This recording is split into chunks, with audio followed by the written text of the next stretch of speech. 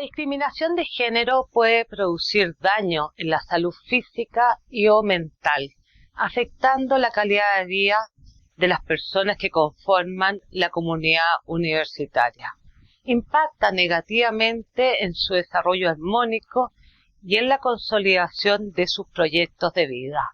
Por esto, la Universidad Miguel de Cervantes ha dispuesto para la comunidad universitaria la política integral contra el acoso sexual, la violencia y discriminación de género, el procedimiento para la investigación y sanción por acoso sexual, violencia y discriminación de género, como también el protocolo de prevención y apoyo a las víctimas de acoso y violencia sexual.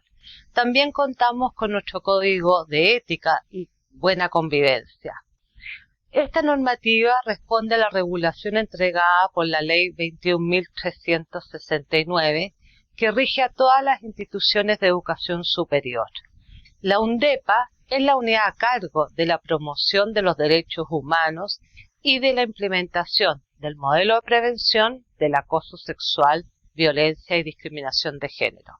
La Secretaría General de nuestra institución es la responsable del modelo de investigación y sanción. Este módulo entrega a docentes y a colaboradores los lineamientos generales de esta política y del procedimiento. Ambas normativas están publicadas en nuestra página web umcervantes.cl y en el sitio especial UNDEPA. Ruego a toda la comunidad estudiar esta política y estos procedimientos.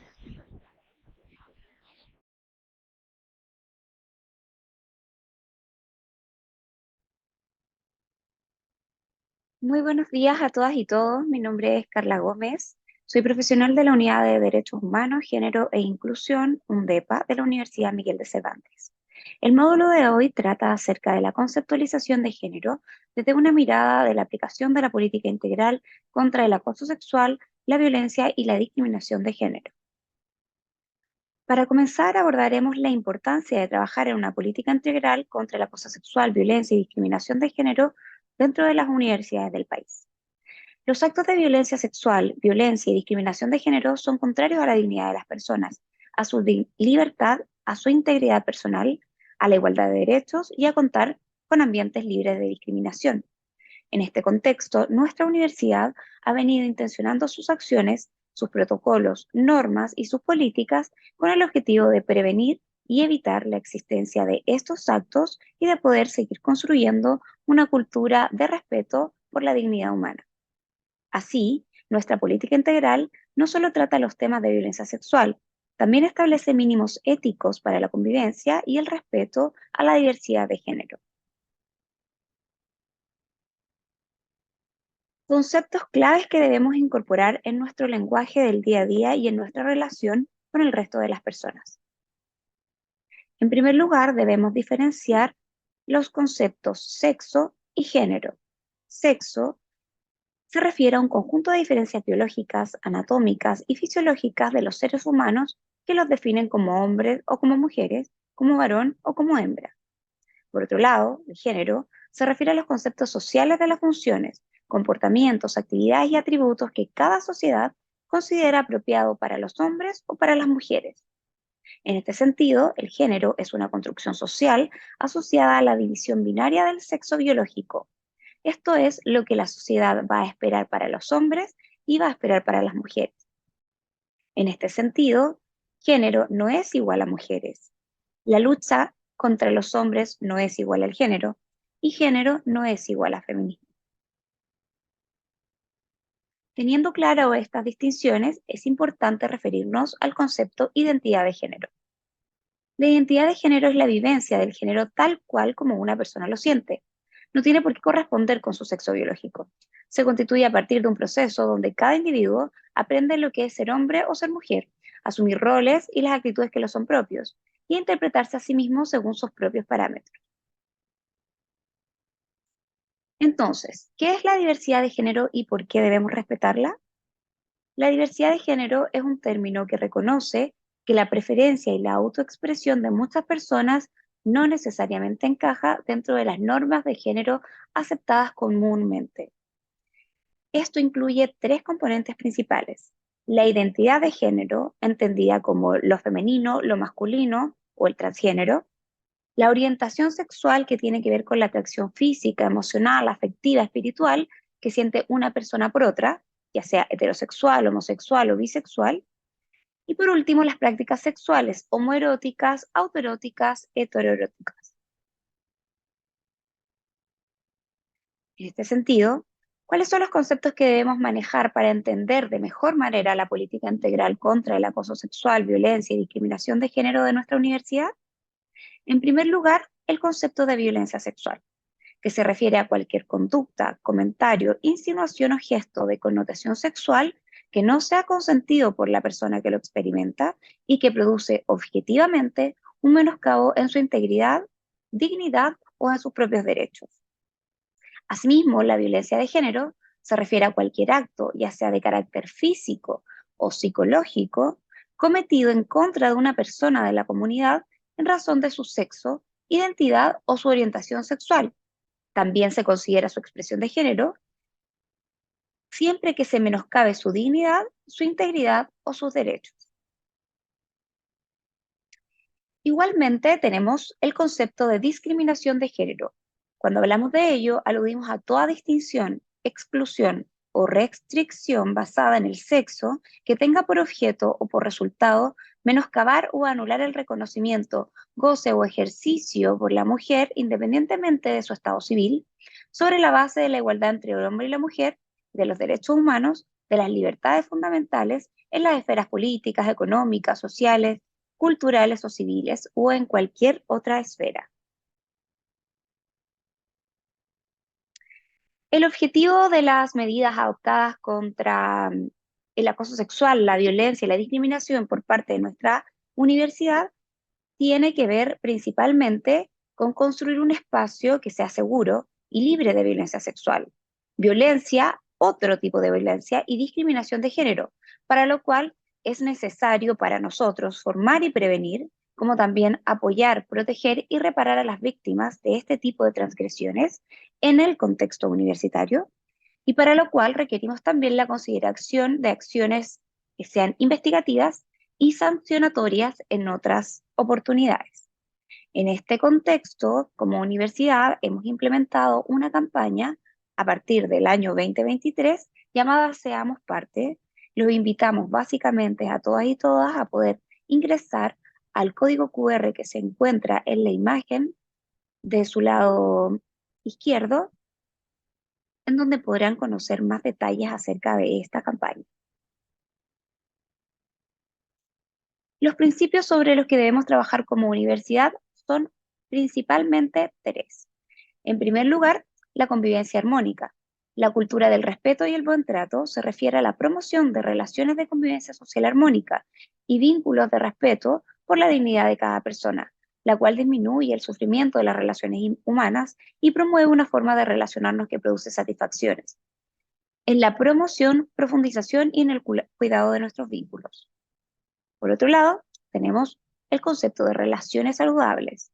Los estilos de vida saludable y las relaciones de convivencia armónica van a favorecer un cambio cultural en los sistemas que avalan y legitiman modelos de convivencia abusiva, agresiva y violenta. En este sentido, una cultura de buen trato dentro de nuestra universidad va a generar relaciones respetuosas y de reconocimiento por el otro. Contribuyen a prevenir situaciones de violencia y de discriminación en general, y de violencia física o específica en materias sexuales y de género. Esto enmarcado en la publicación de la Ley 21.369 contra el acoso sexual, la violencia y la discriminación de género, que es aplicable a todas las universidades e instituciones de educación superior en nuestro país.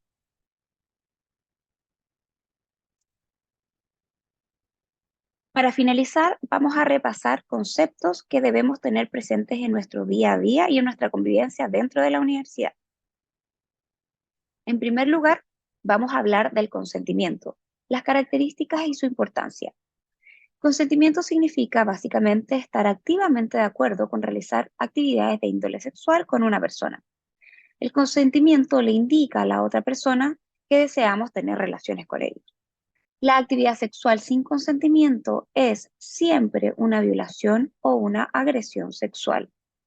Esto dentro de los contextos privados, pero específicamente para lo que se refiere a este módulo y a esta presentación, es algo que nosotros debemos tener en consideración al desarrollarnos y desenvolvernos dentro del contexto universitario, en clases, en actividades relacionadas con la comunidad universitaria, incluso actividades fuera de la eh, universidad propiamente tal, pero que tengan relación con las prácticas universitarias. Por otro lado, debemos tener en consideración la culpabilización de la víctima. En todas las formas de violencia existe cierto grado de culpabilización de la víctima.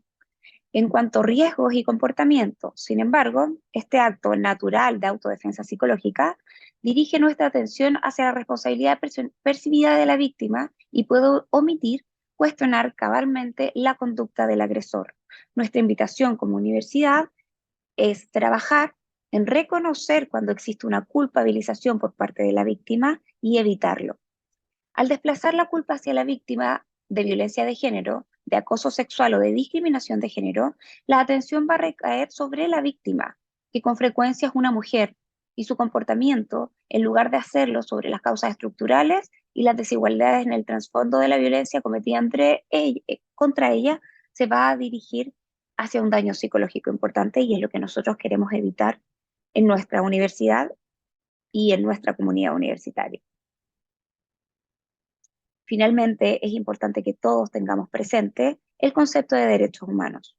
Los derechos humanos están garantizados legalmente por el derecho de los derechos humanos que protege a las personas y a los grupos contra acciones que interfieren en las libertades fundamentales y en la dignidad humana. Están expresados en tratados, en el derecho internacional, en conjuntos de principios y otras fuentes del derecho. El derecho de los derechos humanos adjudica una obligación a los estados de actuar de cierta manera y les prohíbe realizar determinadas actividades. Todos los derechos humanos y los instrumentos correspondientes se aplican de igual manera a hombres y mujeres. Finalmente, quisiera hacer hincapié en la victimización. La victimización se conoce al maltrato o al trato diferenciado hacia una persona debido a que ha presentado una denuncia por discriminación o porque apoya la denuncia de un colega, un compañero, etcétera. La victimización primaria ocurre cuando se ha sido víctima de un delito, pero también puede ocurrir una victimización secundaria o institucional. Eso es lo que nosotros queremos evitar, la cual consiste en la violencia en que el sistema puede ejercer sobre la víctima al dar respuesta a su demanda, misma que deriva de la incomprensión de su situación, haciéndole vivir nuevamente el papel de víctima.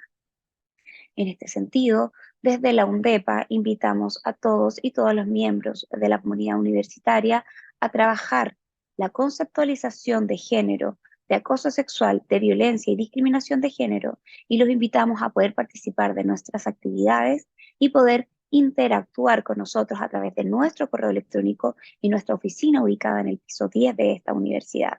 Están todos bienvenidos a realizar sus denuncias, sus preguntas y cualquier tipo de inquietud que tengan, dirigirse hacia nosotros y de igual manera pedir consejos o pedir que podamos trabajar en otras herramientas que permitan desarrollar nuestra universidad de mejor manera, la implementación de la ley 21.369, pero también la participación de todos ustedes en lo que es la construcción de un mundo más equitativo para todos y todas.